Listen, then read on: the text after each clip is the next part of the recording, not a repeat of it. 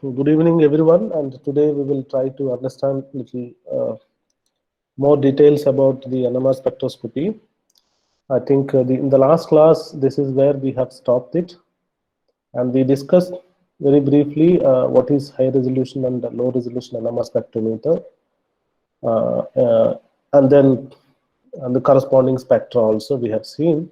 The low resolution NMR spectrum will not show any kind of the splitting pattern, and rather it shows a broad peaks. Okay, rather it only shows the peaks, and then moreover the peaks are little broader.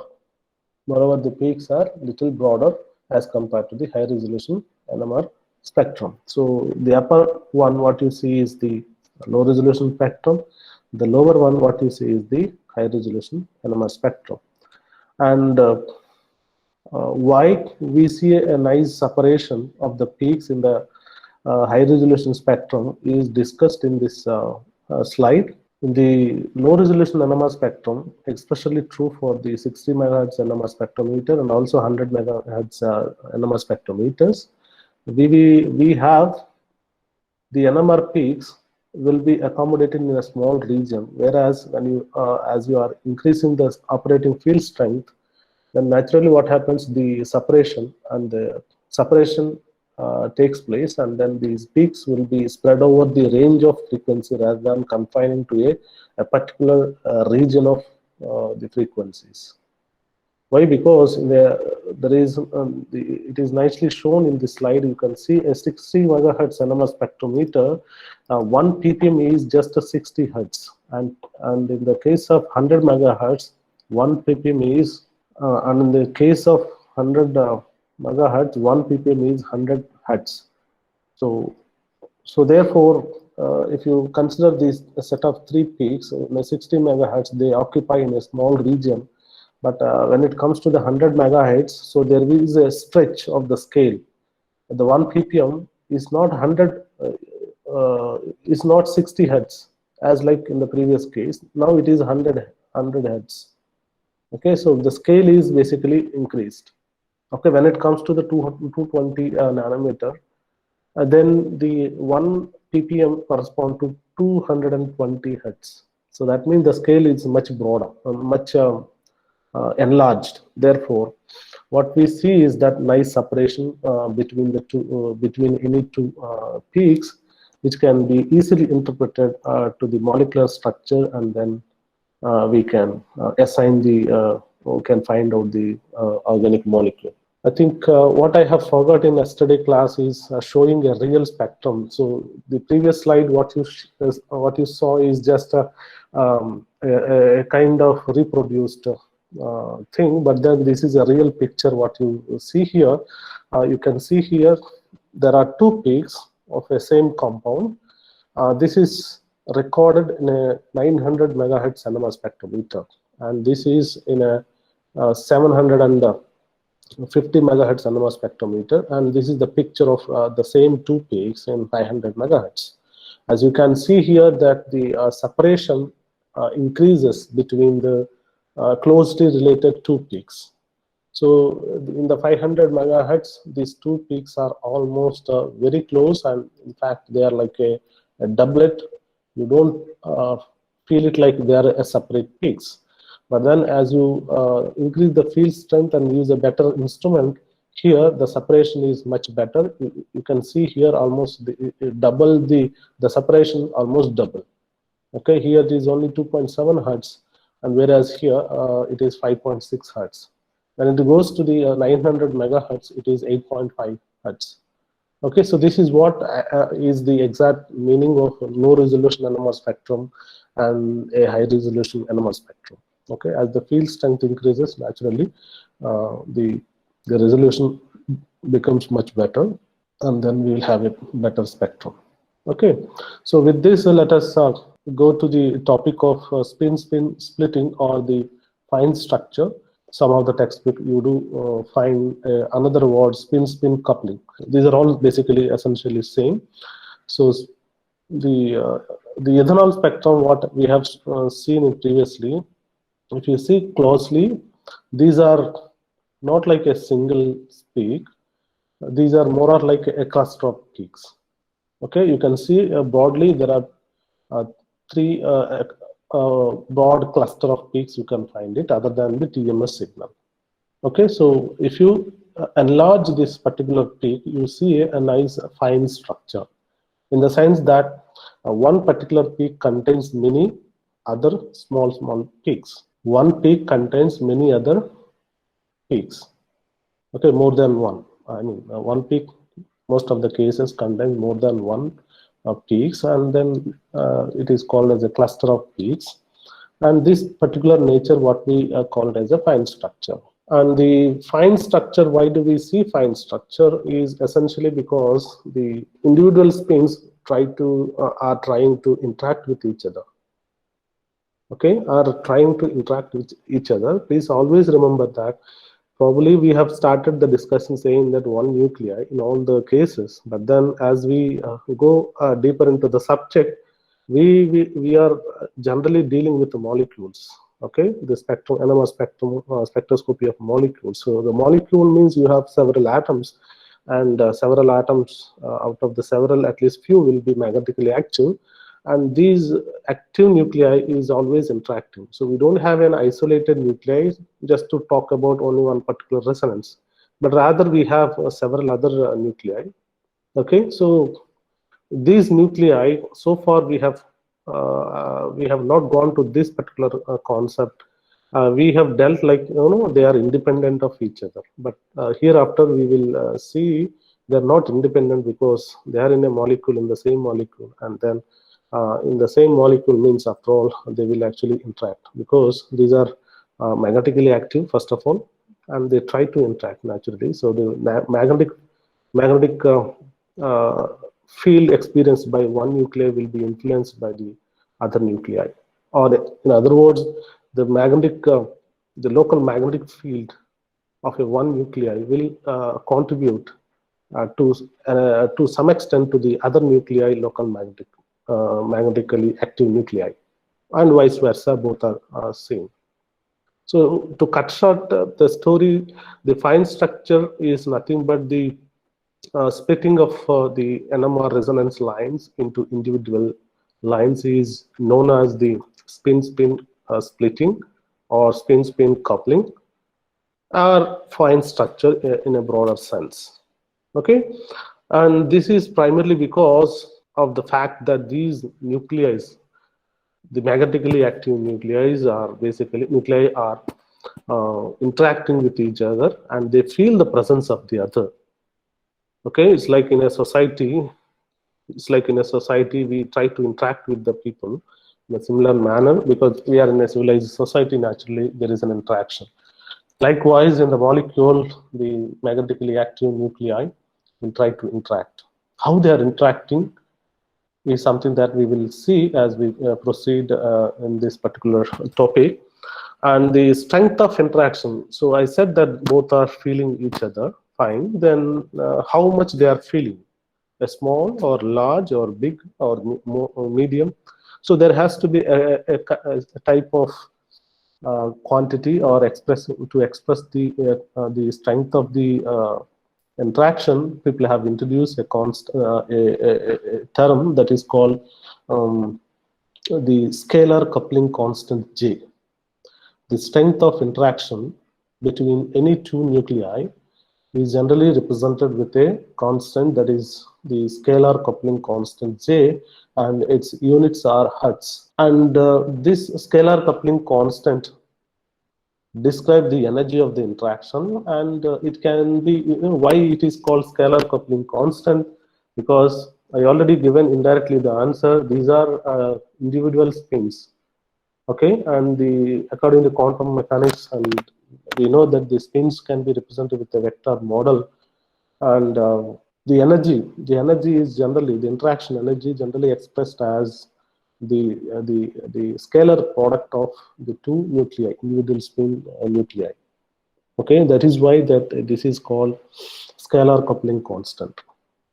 Okay, why we call this is a scalar coupling constant? Because the interaction energy is nothing but the scalar product of the two individual spins. I hope that immediately you can relate this and this interaction energy naturally depends upon the relative orientation of the individual spin with respect to each other and also with respect to the applied field direction, right? Okay, so this is the fact that one should remember, that the strength of interaction between any two magnetically active nuclei is expressed in terms of the scalar coupling constant J, and its units are Hertz. And this interaction energy, why it is called scalar coupling constant? Because the interaction energy directly proportional to the scalar product of the two individual spins. And the proportional constant we can actually replace with the Hj by H cross square. Okay, Hj by H cross square. Why it is so? Because you know that the individual spin quantum numbers are, I is directly proportional. I is equal to, if you take the one component, Z component of the I, it is nothing but M H cross. The angular momentum component, the Z component of the angular momentum.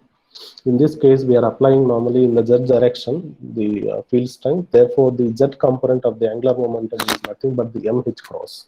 So H cross is there. Therefore, to cancel out H cross square, H cross, then H cross is introduced, okay, in the denominator. Therefore, both will cancel. Essentially, the interaction energy between any two spinning nuclei which are relatively nearby is expressed by this particular formula. It is nothing but E is equal to Hj multiplied by M1 M2. And please remember that this is just energy and suffix M1 and M2.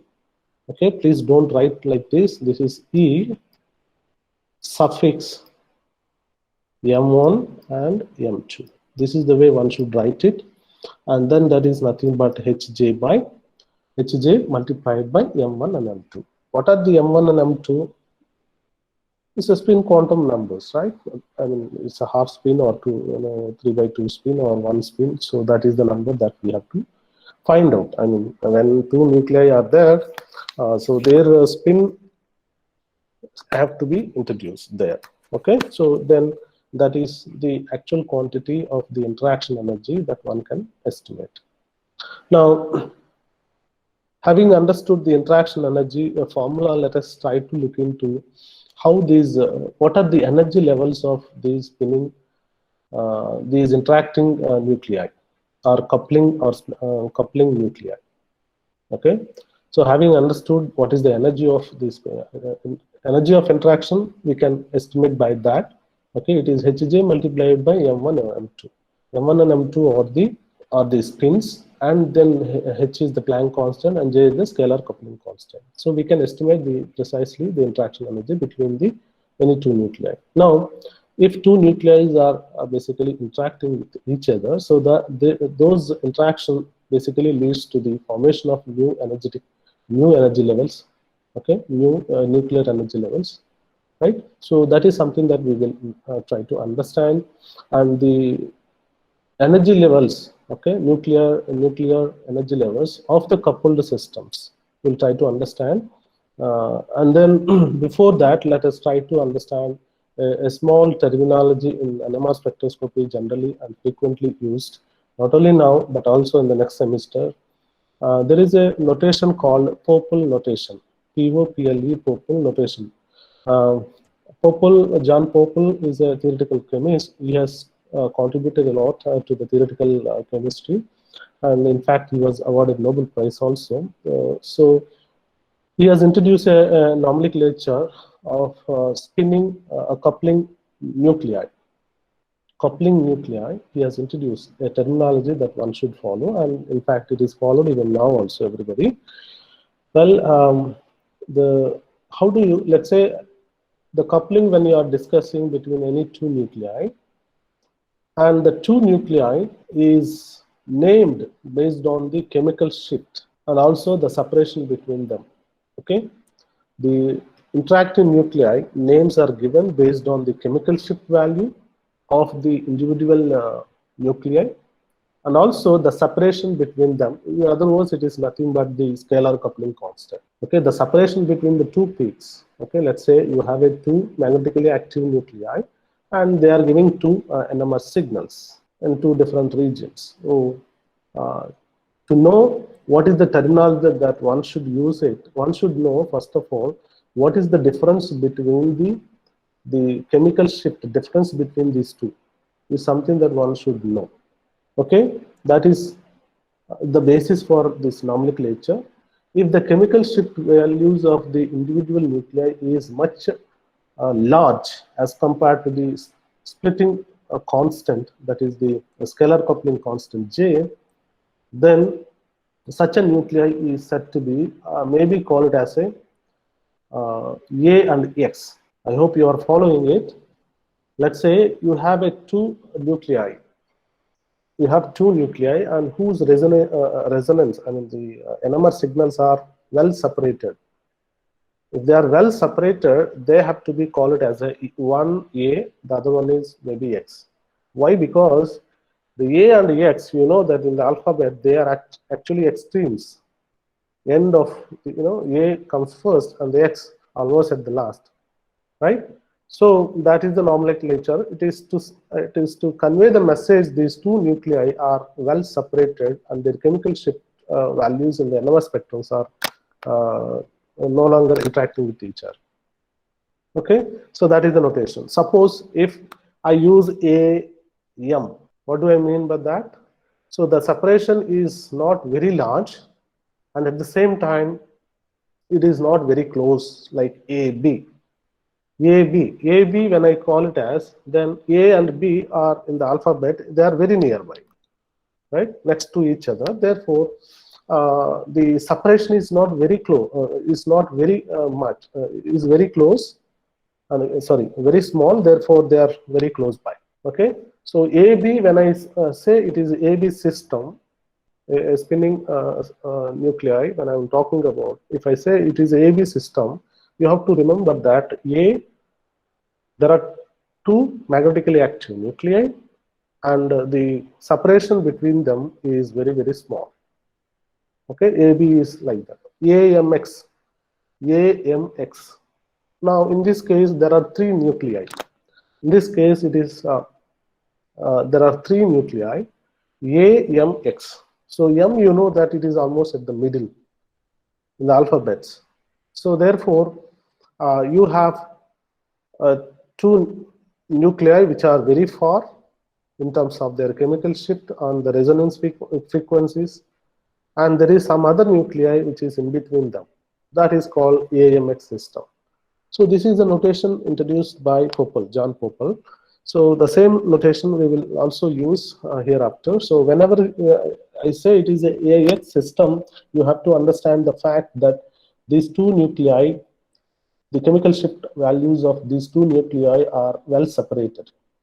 Okay, if I say it is AB, they are very close to each other. If I say AM, they are not very far and they are not very close. They are moderately, okay, separable one from the other. Okay, so this is the notation. And coming to the point that we are trying to understand the energy levels of coupled system or interacting system. And let us consider AX system. What is AX? AX, A is a nuclei, X is also another nuclei, and both are basically, let us consider they are the half spin nuclei. Half spin nuclei, let's say like hydrogen and 13 carbon, etc. So when you have a half spin nuclei, naturally we can have four spin states.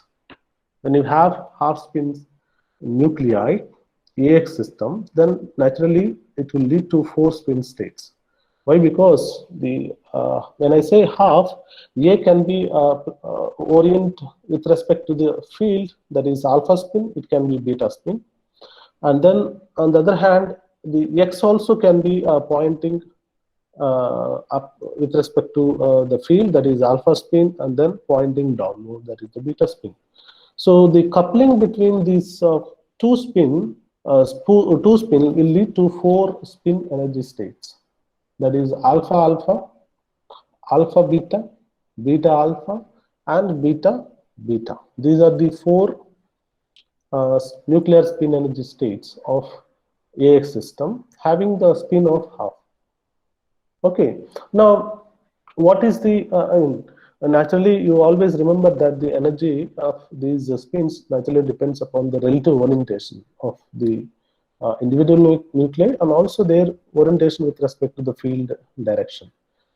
And for the time being, suppose if there is no coupling or interaction between these two spins, what could be the energy of the system? For example, for the time being, if there is no interaction, if there is no spin-spin coupling, what could be the energy of the AX system? Well, that can be calculated. I think if you can remember and recall the contest which we have discussed, the concept which we have discussed in the first class or so, any spinning nuclei, when you place it in external magnetic field, okay, and the spinning nuclei behaves like a bar magnet, and then it will have a magnetic moment, and this magnetic moment will try to interact with the external magnetic field, and then there is a interaction energy. And the interaction energy perhaps can be calculated by minus gamma h cross B0 and then multiplied by mi. This is the formula that I have given, but then now we are dealing with the AX system, therefore the notation has been slightly changed. And also this is the interaction energy of a one spin, that is MA. MA is a one spin. Okay, one spin when it is placed in a external magnetic field strength of B0, that is the amount of energy that it will, that is the amount of energy that it will contribute to the total interaction energy. Okay, but please remember that this only thing is that this is something newly introduced, 1 minus alpha A. Why? Because the shielding is there. We have a shielding because we are dealing with a molecule. Naturally, we have the electronic structure is different. Therefore, the B is not, B0 is not exactly B0, but it is 1 minus alpha times the B0. Okay, the shielding was not introduced initially when we discussed this interaction energy formula, but now we realize the fact that the interaction energy, the local magnetic field is different, effective magnetic field is different, therefore it has to be incorporated. And this first factor in the formula is nothing but the simple interaction energy of this MES spin with the external magnetic field strength of B0. Similarly, the other spin also is interacting parallelly and simultaneously, and its interaction energy is given by this factor. And also realize that the gamma minus gamma h cross multiplied by 1 minus sigma A, B0 is what? This factor. This factor is nothing but the separation between the two nuclear energy states.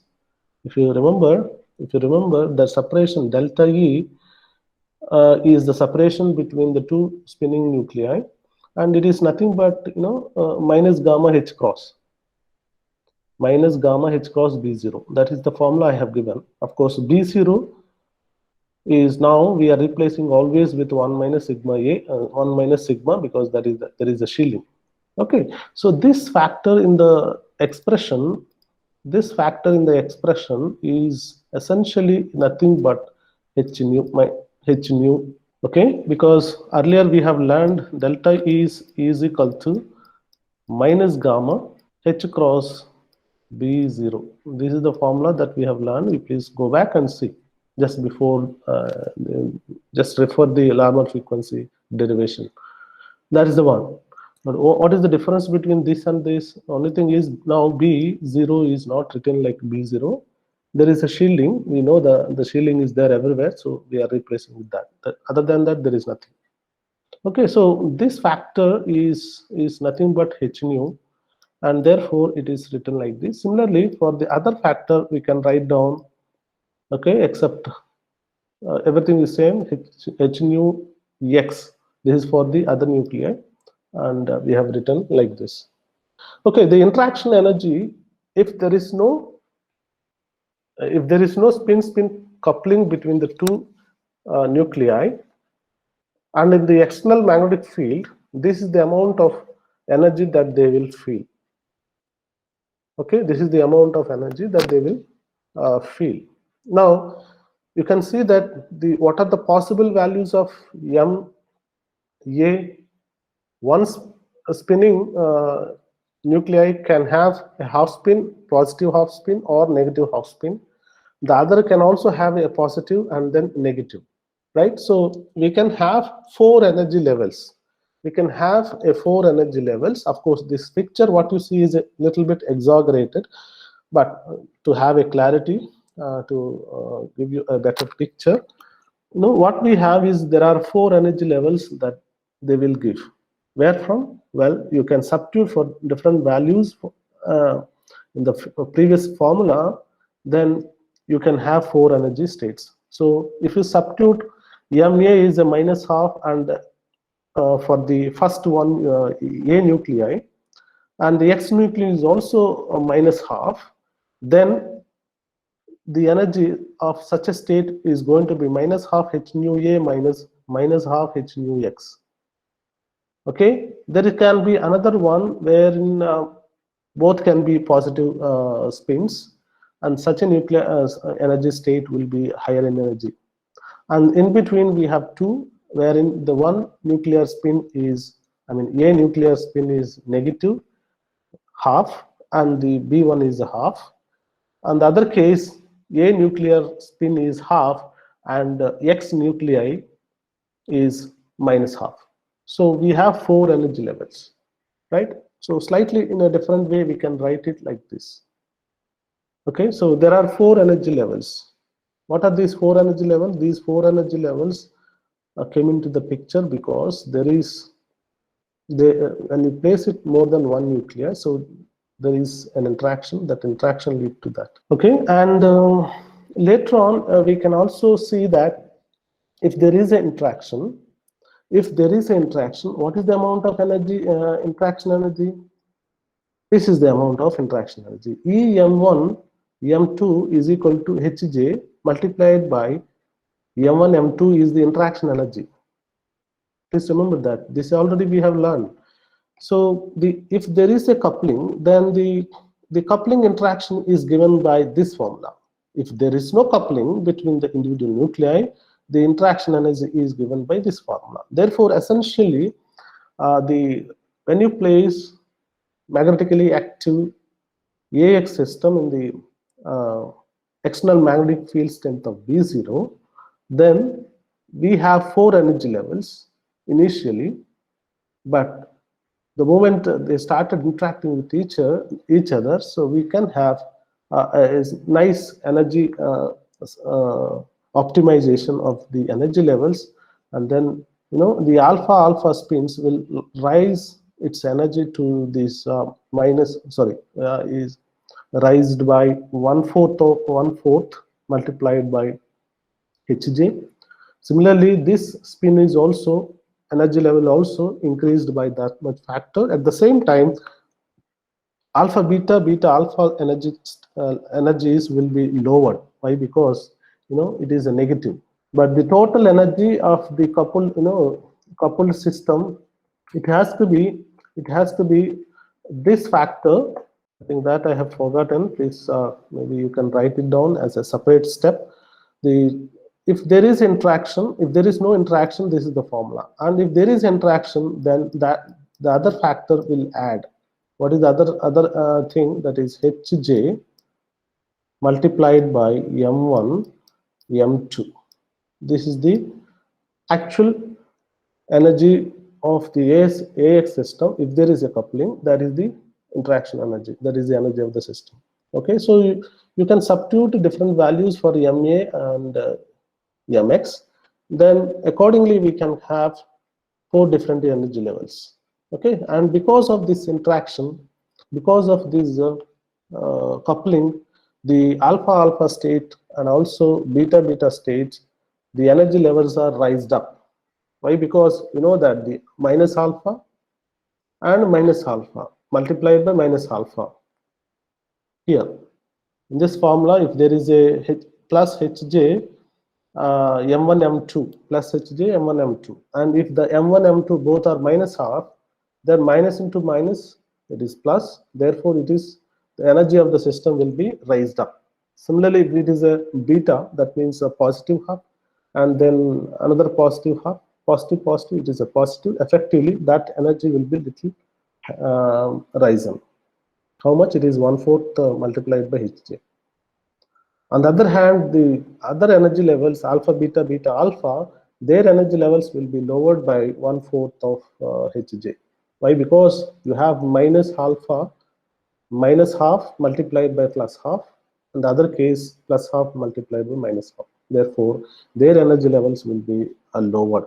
Okay, so essentially from this you can actually go to little bit of quantum mechanics and try to find out what are the possible transition between these coupled energy levels can be estimated.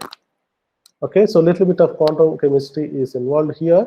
So the transition energy, once you have the energy levels, coupled energy levels, these are not just the nuclear energy levels, but rather these are actually arised because of there is an interaction between the A and X in the AX system. Okay, so now the transition have to be the possible transition have to be predicted.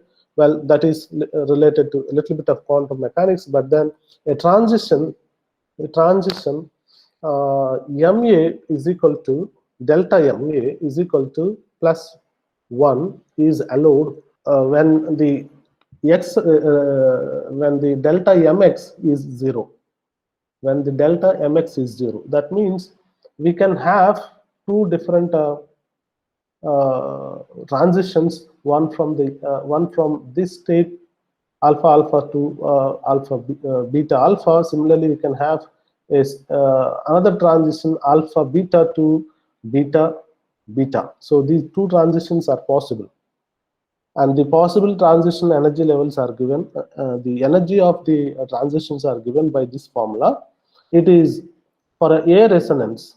For a resonance, the energy of the transition energy of the A resonance is given by h nu multiplied by plus or minus half Hj, plus or minus half Hj.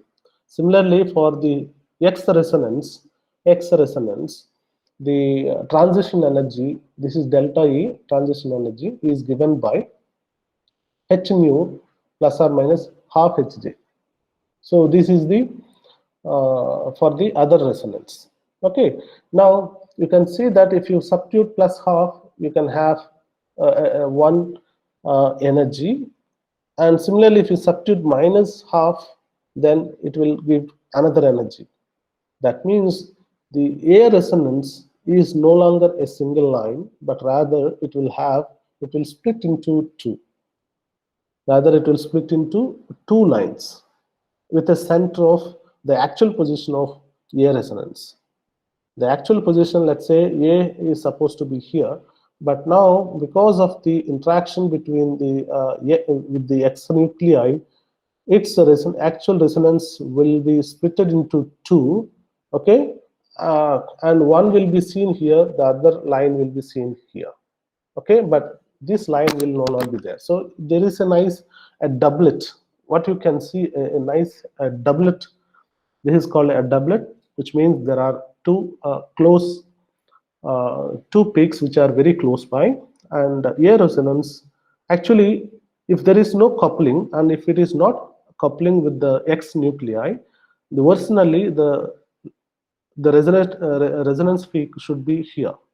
This is the center. But then because there is interaction with the neighboring X nuclei, its resonating frequency will be slightly moved, and then we have two lines. Why? Because that this is the amount of energy. In one case, the transition energy is given by plus half, and the other case it is minus half. Therefore, they have a nice splitting. Similarly, the X resonance also, it is not that, the coupling is always mutual. Coupling is always mutual, which means is that the interaction of one on the other is exactly and precisely same. The interaction of the one on the other is exactly and precisely same. That means A is interacting, the coupling energy, if you try to evaluate what is the interaction of A on the influence of A on the X nuclei will be exactly same as the A on the X nuclei. Okay, vice versa, both are basically same. So as a result of which, what we see is that ideally AX system, for being they are the half-spin nuclei, if there is no coupling and if there is no interaction, we see only two peaks. But since there is a splitting, since there is a coupling and interaction, so these resonance will split into two. Okay, split into two. So two doublet, nice doublet we can actually find out. Now, that is the basic AX system, and this type of thing that we can extrapolate for the other systems also, just to give you a flavor that AX system is discussed. Okay, what is the interaction energy, what is the transition energy is discussed. And then some of the general point we'll try to understand. Well, do I really do an exercise for finding out how many lines that a resonance actual original resonance line will split into? Is there any shortcut, or is there any way that we can remember and interpret our data? Okay, that is the question or the answer that I'm going to give in this slide. You can see the patterns of the coupling or the splitting we can understand by some simple notations. Well, I think you might have heard a general formula 2Ni. In a spectroscopy, any spectroscopy, you say you take 2Ni plus 1 is the splitting lines. So if you want to calculate the number of splitted lines, so 2Ni is the formula that one should use it. What is that 2? What is that N? N is the number of nuclei with a spin I. With a spin I.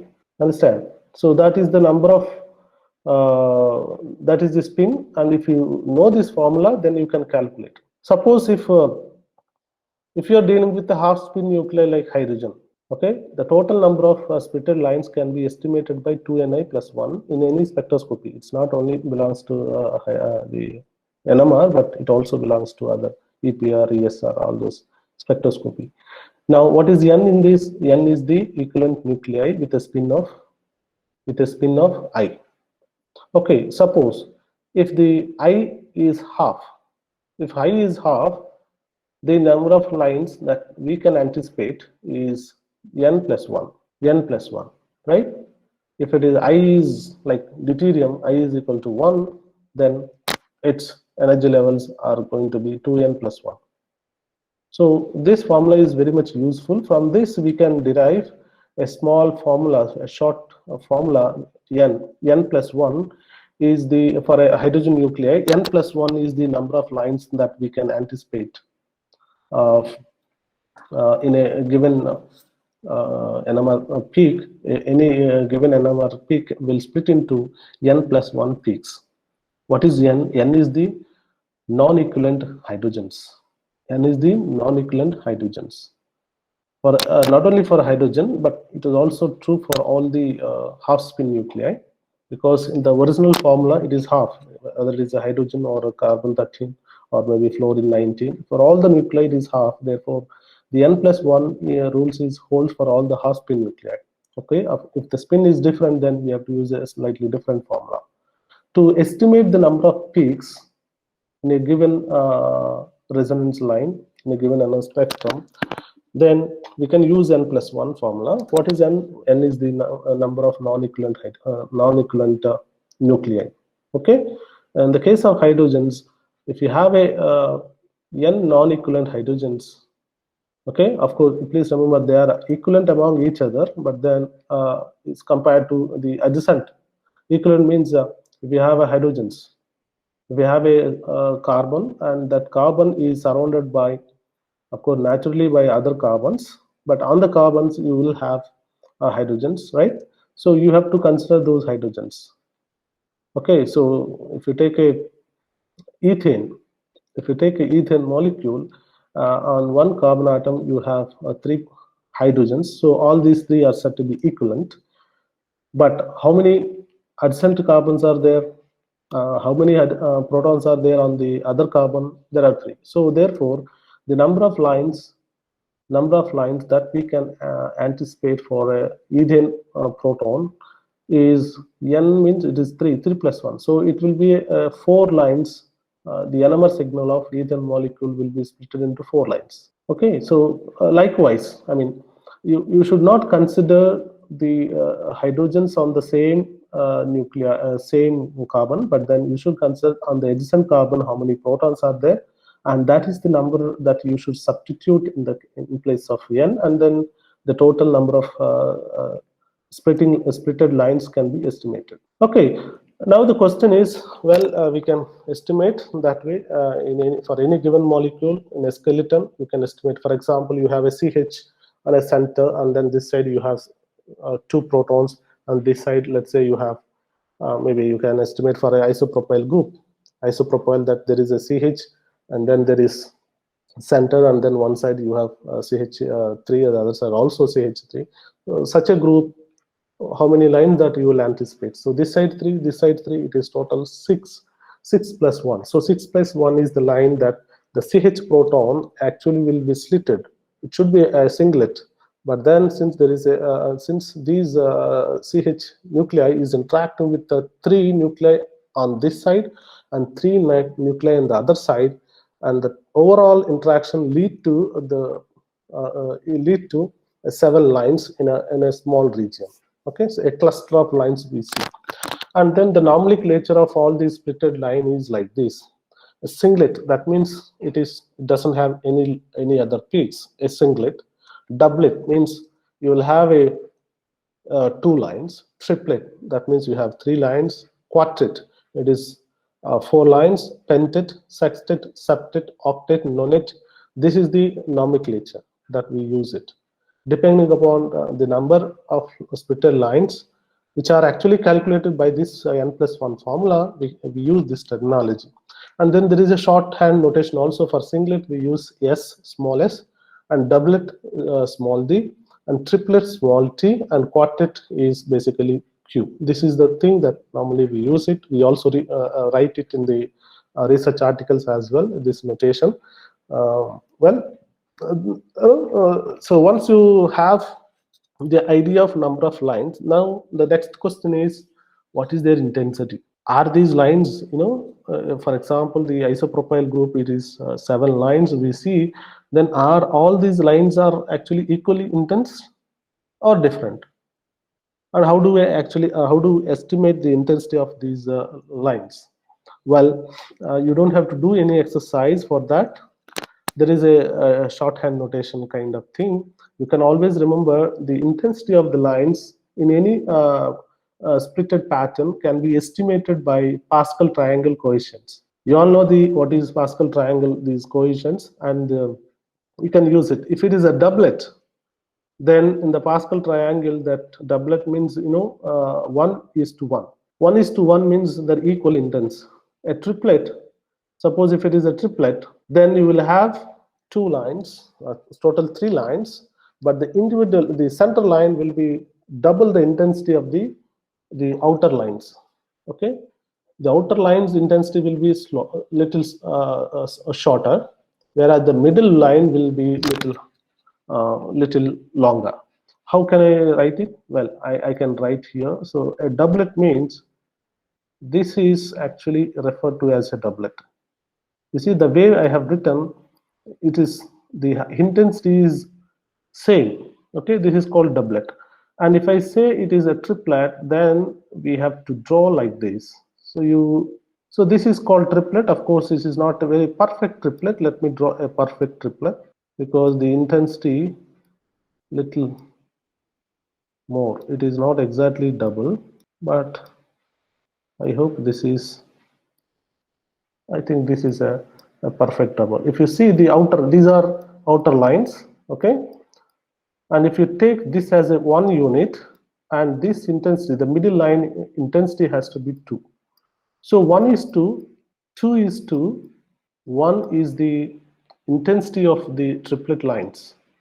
What about quartet? Quartet lines intensities are 1:3, 3:1. And pentet, 1:4, 6:4, 1. So these are, the Pascal triangle or the so-called binomial expansion coefficient are the ones actually tells you.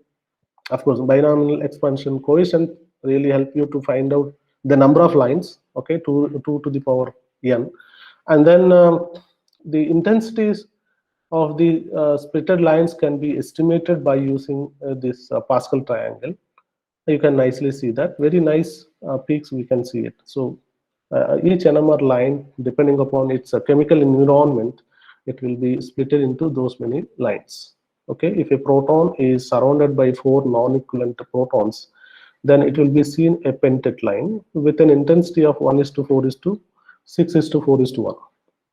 Okay, if a proton is surrounded by 3 protons, then it will be 4 quartet. We will see a quartet signal whose intensity will be 1:3:1.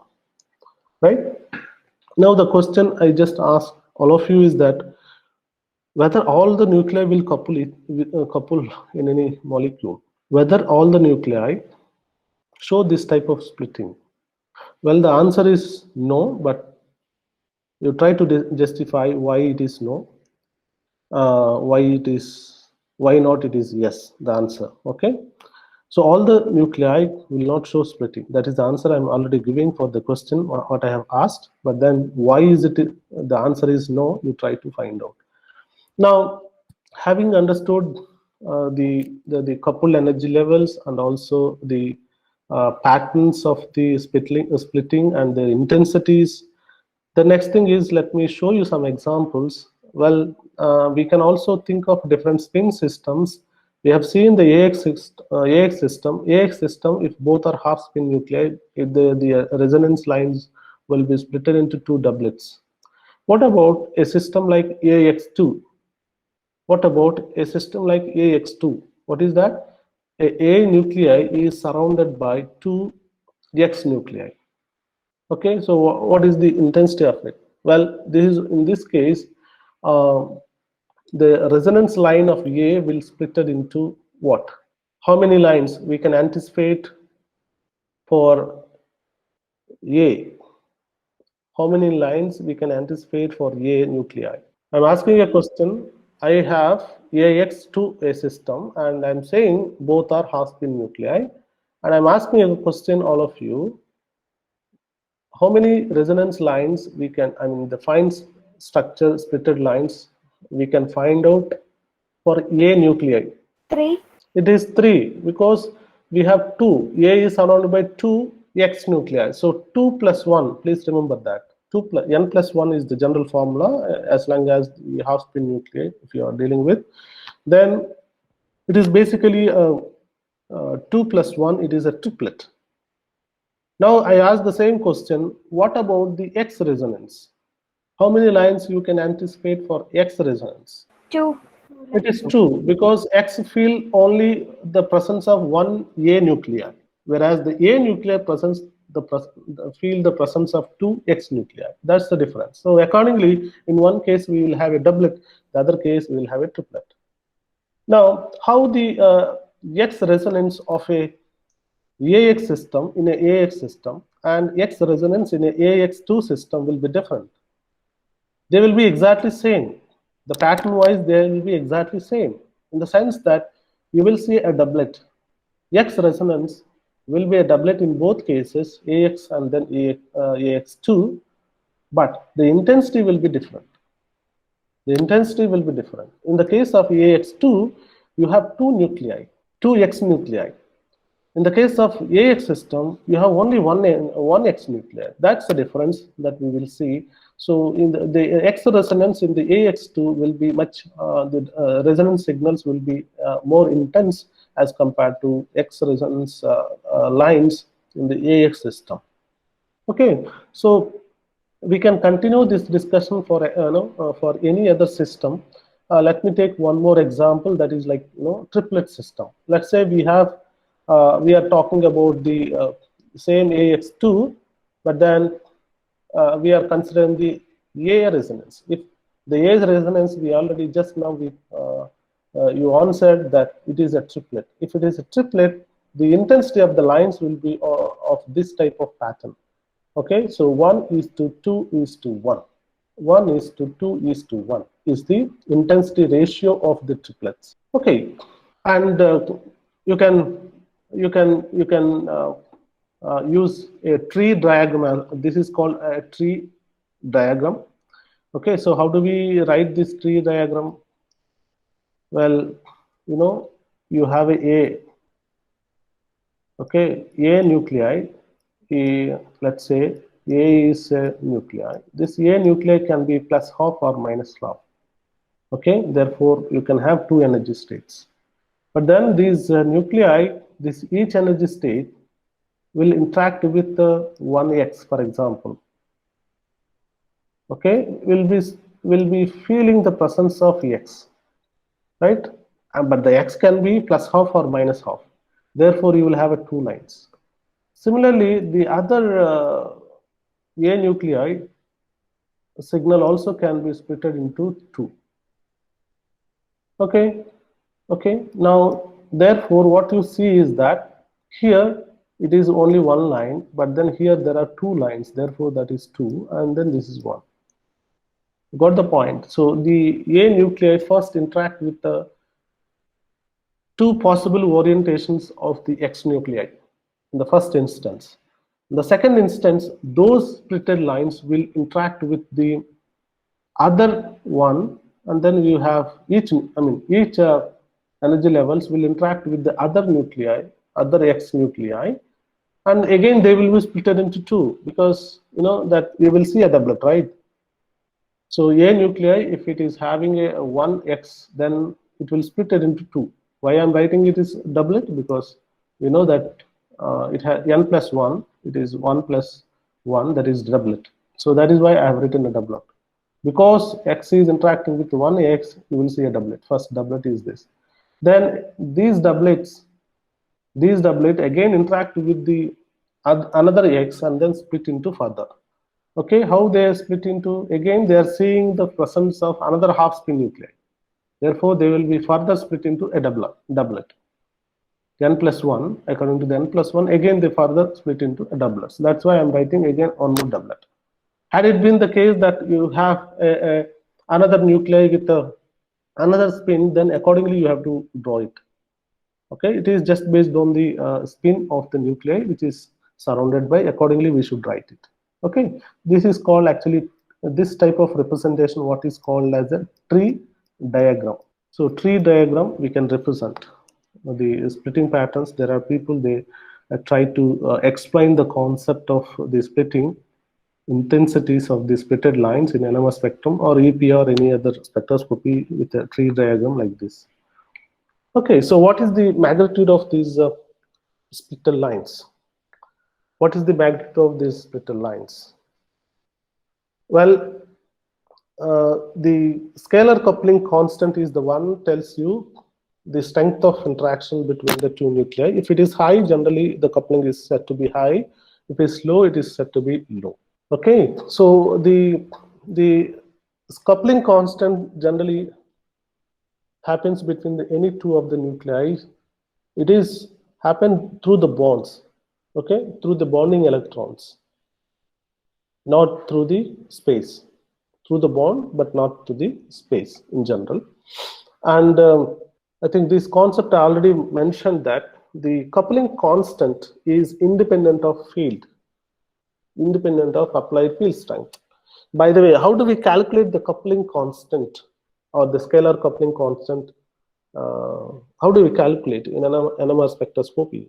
That's very important to know the resolution of the spectrum, the instrument. It is important to know the coupling constants. How do you calculate the coupling constant from the given NMR spectrum? That is very important. Well, the coupling constant can be calculated very simply by taking the difference between these two and multiply with the operating field frequencies. Let's say this is a doublet of some compound, and the coupling constant J is nothing but the separation between these two. So let us consider a doublet, and the separation between these two lines is given is nothing but the scalar coupling constant J.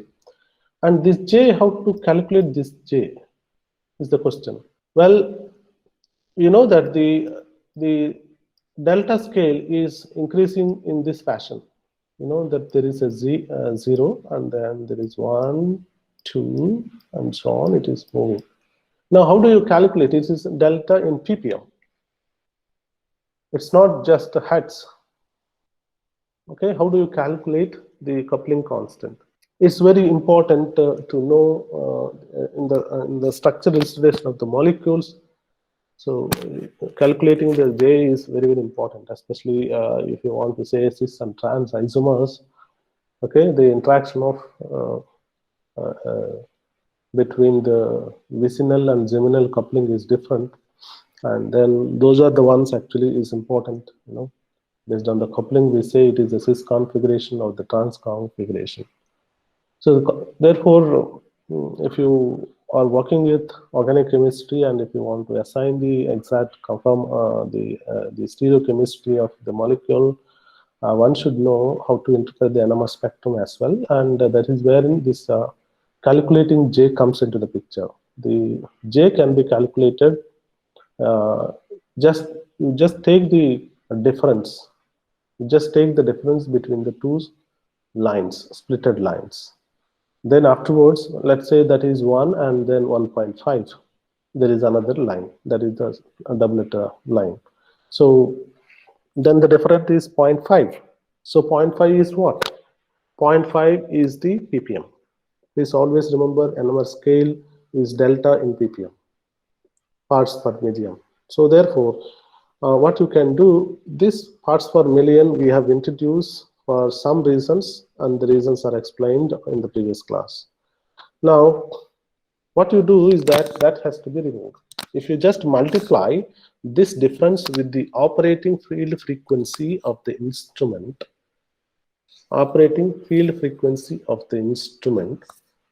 then that gives you the coupling constant. What is the operating field frequency? Well, as I told you, it can be a 60 megahertz or 100 megahertz or 500, 200, 400, 600, 900. These are the ones, megahertz. So just multiply the difference between any two peaks which are splitted, and then multiply with this 10 raised to 10, 100 megahertz means 100 multiplied by megahertz, so 10 raised to 6. Okay, so that is the quantity. So it is a 0.5 ppm. ppm means 10 raised to minus 6. So this minus 6, that minus 6 both got cancelled out. And the remaining basically what you get is a hertz. Okay. So that is the way that we calculate the scalar coupling constant J. And it is field independent. And as I told you that the chemical shift are independent. Therefore, since we are normalizing with the by dividing with the normalization frequency, the resonating frequency of the standard or the reference, naturally the chemical shift in ppm is field independent. Similarly, the scalar coupling constant also field independent. They do not basically change, right? So it will be exactly same. And the interaction between these two, as I pointed out, it happens through the bonding electrons. Okay, the interaction between any two nuclei generally happen through the bonding. Therefore, naturally, what we can expect is that as the distance between the two nuclei is increasing, naturally, the scalar coupling constant will decrease, isn't it? So, if there are two nuclei which are separated by a single bond, such a nuclei is expected to be interact with more because only one bond. But then if they are separated by two bonds, the interaction is not that much. If there are two bonds, 3 bonds, 4 bonds, 5 bonds, so as the number of bonds between the two interacting nuclei is increasing, then naturally the coupling also decreases. With increase in the number of bonds between the nuclei, there is a significant decrease in the scalar coupling constant J.